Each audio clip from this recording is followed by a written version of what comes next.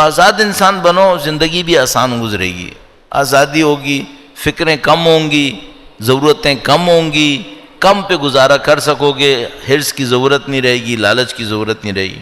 اقلل من الشہوات، اور starting point کیا ہوگا؟ ہوا و ہوس کو ذرا کنٹرول کر لو۔ ایسے ہی میں کہہ رہا ہوں، ضروری نہیں ہے ہر وقت ٹھنڈا پانی پیو، ایک آدھ دفعہ ٹھنڈا مت پیو۔ برا تو لگے گا کہ بھائی مجھے گرم پانی پینا پڑ گیا، لیکن ایک آدھ دفعہ گرم پی لو، کیا جا رہا ہے؟ کوئی نہیں مرے گا گرم پینے سے، ٹھنڈا پینے سے شاید مر جائے، گرم پینے سے کوئی نہیں مرے گا۔ ایک آدھ دفعہ گرم پی لیں، کیا فائدہ ہوگا؟ محتاجی کم ہو جائے گی، تھوڑی محتاجی کم ہو جائے گی۔ کسی نے مجھ سے کہا کہ مولانا میں چائے میں چینی کم نہیں کر پا رہا جبکہ مجھے شوگر بھی ہو رہی ہے، تو میں نے اس سے کہا کہ صرف ایک کام کر لیا کرو، پہلا گھونٹ پھیکی چائے پی لیا کرو۔ کیا وہ تو بہت برا لگے گا؟ میں نے کہا پھر تھوڑی آدھا چمچہ چینی ڈالو گے نا، وہ بھی زیادہ لگے گی، کیونکہ پہلا تم نے پھیکا پی لیا ہے۔ بچوں کو تھوڑا سختی میں ڈال دو، ہر وقت آسانیاں اچھی نہیں ہوتی، کبھی گرم پانی بھی پلاؤ۔ یہ جو پکنکس پہ لے کے جاتے تھے نا پہلے زمانے میں، وہ اس لیے لے کے جاتے تھے تاکہ سختی کی عادی بنے۔ اب یہ پکنک میں بھی جاتے ہیں تو وہاں کسی ولا میں جا کے بیٹھ جاتے ہیں، اس میں بھی اے سی لگے ہوئے ہوتے ہیں، وہ پکنک بھی اثر نہیں کر رہی۔ اب سختی میں ڈالو تھوڑا سا، اقلل من الشہوات، خواہشیں تھوڑی کم کرو۔ یہ نبی نے فرمایا، اس کے بعد فرمایا اقلل من الذنوب یخفف علیک الحساب، اپنے گناہوں کو کم کرو تاکہ حساب تمہارے لیے آسان ہو جائے۔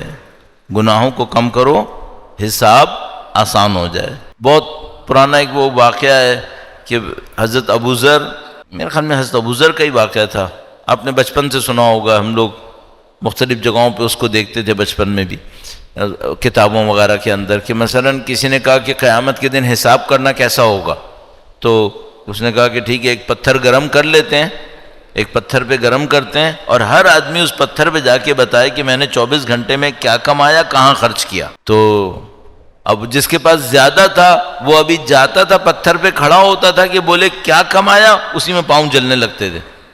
اور مثلا حضرت ابوذر کے پاس کچھ نہیں تھا، وہ گئے، انہوں نے کہا میں نے ایک سکہ کمایا، وہ اللہ کی راہ میں دے دیا، واپس آ گئے، معاملہ ختم ہوا۔ حساب آسان ہے، زیادہ کہانی ہوگی مشکل ہوگی حساب میں۔ اور ایک اور بات عرض کرتا چلوں، اس میں حساب سے پہلے ایک اور مسئلہ ہے، وہ جو لوگ بہت کچھ چھوڑ کے جاتے ہیں اور بعد میں ان کی اولادیں اس کے اوپر 30 سال تک لڑتی ہیں، یہ کبھی سوچا تھا کہ یہ بھی ہوگا؟ پاکستان سے باہر بڑے بڑے عجیب و غریب تجربے ہوتے ہیں، پاکستان بھی کم نہیں ہے سیکھنے کے لیے، لیکن باہر ذرا موقع ہوتا ہے سیکھنے کا اور زیادہ۔ تو میں ایک فیملی سے ملا جس میں کوئی بھی 50 سال سے کم نہیں تھا، سب 50 سال سے اوپر، یعنی اب بڑھاپے میں داخل ہو رہے ہیں آہستہ آہستہ دیگے، اور باپ کا انتقال ہوا تھا پتہ نہیں کوئی 25-27 سال پہلے، صحیح ہے، اس کی کوئی جائیداد بچی ہے، اس کے اوپر یہ بچے جن کی سب کی عمریں 50-60 سال کے قریب ہیں، 30 سال سے لڑ رہے ہیں، حد ہو گئی ہے پاگلوں۔ عجیب بات یہ ہے کہ بچوں میں سے کسی نے بھی شادی نہیں کی ہوئی، ان کا کوئی بچہ نہیں ہے۔ جب میں نے کیس سنا تو میں نے ان سے کہا یہ بتاؤ تم لڑ کس کے لیے رہے ہو، خود تو کچھ دنوں میں مرنے والے ہو، یہ جائیداد پہ لڑ کس کے لیے رہے ہو؟ اولاد ہوتی تو چلو بات تھی کہ مثلا ہماری زندگی گزر گئی، ہم بچوں کے لیے لڑ رہے ہیں، کچھ ہے ہی نہیں، اب کیا لڑ رہے ہو، لیکن لڑ رہے ہیں۔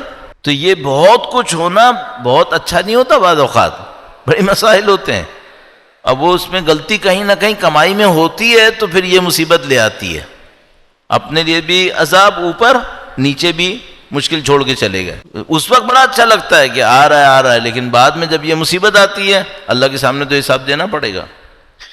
فرمایا اقلل من الذنوب، گناہوں کو کم کرو تاکہ حساب آسان ہے۔ وَأَقْنِعْ بِمَا أُوتِيتَهُ يَسْهُلْ عَلَيْكَ الْمَوْتِ، جو اللہ نے تمہیں دیا ہے اس پہ قانع ہو جاؤ، موت آسان ہو جائے گی۔ یہ جو انسان، اس کے مقابلے میں کیا ہے، قانع ہونے کے مقابلے میں کیا ہوتا ہے؟ حریص انسان۔ حریص انسان کی مشکلات میں سے ایک مشکل یہ، اس کی موت بہت سخت ہے، اس کی موت بہت سخت ہے حریص انسان کی۔ مثال عرض کرتا ہوں آپ کی خدمت میں، درود بھیجے گا محمد و آل محمد، محمد آل محمد وعجل فرج۔ اچھا یہ حریص کو پہچاننا بہت مشکل نہیں ہے. کون ہوتا ہے حریص؟ آج 10 اس کے ہاتھ میں ہے، خواہش ہوگی کاش 50 ہوتے. کل 50 آ جائیں گے، خواہش ہوگی کاش 500 ہوتے. پھر 500 بھی آ جائے گا، چین نہیں آئے گا، اسے خواہش بڑھتی چلی جائے گی. صحیح. جو مل گیا اس پہ قانے ہو جانا اچھا نہیں ہے. نبی فرمانے قانے ہو جاؤ ورنہ تمہاری موت سخت آئے گی. مثال، وہ ایک بندہ تھا، اس کے اوپر نزع کی کیفیت طاری ہوئی موت سے پہلے کی. یہ واقعہ میں نے کہیں پڑھا ہے، میں ابھی یاد نہیں کر پا رہا، شاید آغا اشتہاردی کی ایک کتاب تھی اس میں پڑھا تھا میں نے، یا مجھے یاد نہیں آ رہا ابھی، لیکن بہرحال کسی صحیح جگہ پڑھا تھا کہ وہ بندہ خدا مرنے لگا تو اس کے اوپر نزع کی کیفیت طاری ہوئی، تو اس کے وہ خاندان والے جمع ہو گئے اور ان میں سے کسی بزرگ نے اس سے کہا کہ مثلا بولو لا الہ الا اللہ، نبی کا نام لو، کلمہ پڑھو. تو وہ جب اس سے کہنے لگے کلمہ پڑھو تو یہ بولتا تھا، کوشش کرتا تھا بولے پھر کہتا تھا مت پڑھو مت پڑھو. جو اطراف میں دیکھیں اس کو کیا ہو گیا باولے کو، بجائے یہ کہ کلمہ پڑھے شروع کرتا ہے اشہدو، پھر کہتا ہے مت پڑھو. تو انہوں نے کہا یہ پتہ نہیں اس کے ساتھ کیا ہو رہا ہے. تو بڑے مایوس ہوئے کہ ہم اس کو مسلمان دیکھتے تھے، اس کو زندگی میں کیا کر لیا اس نے. تھوڑی دیر میں وہ نزع کی کیفیت سے باہر آ گیا، تو لگا جیسے واپس آ گیا. واپس آیا تو یہ جاگا، اور جاگتے ہی اب لوگ اس سے پوچھنے والے تھے کہ تمہارے ساتھ کیا ہو رہا تھا، تم وہ کیوں نہیں پڑھ رہے تھے، گواہی کیوں نہیں دے رہے تھے. تو اس نے کہا تم رک جاؤ ابھی، پہلے میری سن لو جلدی سے. وہ کیا کہنے لگا، وہ صندوق رکھا ہے سامنے، اسے کھولو، اس میں ایک پیپر ہے، اس کو فوراً پھاڑ دو. تو بولا یہ کیا ہے؟ کہنے لگا یہ ایک جائیداد ہے، اس کی سند ہے، فوراً پھاڑ دو اس کو. تو انہوں نے کہا کیوں؟ اب چھوڑ دو، وہ رضا کے کام آئے گا. کہنے لگا نہیں، میں جیسے ہی کلمہ پڑھنے لگتا تھا ایک شیطان آتا تھا، کاغذ ہاتھ میں لے کے کہتا تھا اگر کلمہ پڑھا تو پھاڑ دوں گا. تو میں کہتا تھا مت پھاڑنا مت پھاڑنا. کہنے لگا جو میں موت سے واپس آ جاؤں نا، میں سمجھ گیا کہ خدا مجھے آخری موقع دے رہا ہے کہ ابھی میں اس سے جان چھڑا لوں ورنہ یہ مجھے مرنے نہیں دے گا. یہ صحیح. اور یہ بہت کوئی خوش قسمت انسان ہوگا جس کو ایک سیکنڈ چانس مل گیا ہے، ورنہ خدا نہ کرے یہ مت پھاڑو کہتے کہتے ہی بغیر کلمہ پڑھے جاتا. اور اس سے کنیکٹ کر لیں وہ جملہ جو برزخ کی زندگی سے کچھ لوگ کوٹ کرتے ہیں کہ برزخ میں بندہ جاتا ہے کئی ہزار سال تک اس کو یاد نہیں آتا کہ میرا نبی کون ہے. جانتا ہے کہ کوئی نبی تھے، یہ یاد نہیں آتا نبی تھے کون ہے. یہ کہتے ہیں یہ وہ ہے جس نے اپنی گواہی کو، تشہد کو اچھے طریقے سے نہیں پڑھا ہے. اس نے زندگی میں گواہی اچھی نہیں پڑھی ہے. وہ کہتے ہیں کہ نماز میں تشہد اچھا پڑھو تاکہ اللہ اور نبی کی گواہی آسمان تک پہنچ جائے، اور برزخ میں جاؤ تو ایسا نہ ہو پھر یاد کرنا پڑے کہ نبی کون تھے، ہمارے امام کون ہے.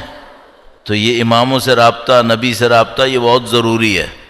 یہ جو زیارتیں آپ کے پاس ہیں نا مجلس کے بعد، نمازوں کے بعد، یہ زیارتیں بہت اہم ہیں، بہت اہم ہے. یہ زیارتوں پہ توجہ دیں. میں کئی دفعہ اس کے اوپر یہاں پہ بھی عرض کر چکا ہوں، آپ کا وقت نہیں لوں گا، لیکن زیارت پڑھتے وقت کم سے کم اتنا سوچیں کہ جن کی زیارت ہم پڑھ رہے ہیں وہ سامنے کھڑے ہیں. آپ کی زیارت کچھ اور ہو جائے گی. اہمیت دیں اس کو. اکیلے میں بھی نماز پڑھیں فرادہ، زیارت مس نہ کریں، زیارت پڑھ لیں. آپ کا اور میرا رابطہ اہل بیت سے جڑا ہوا ہونا چاہیے، بہت مضبوط.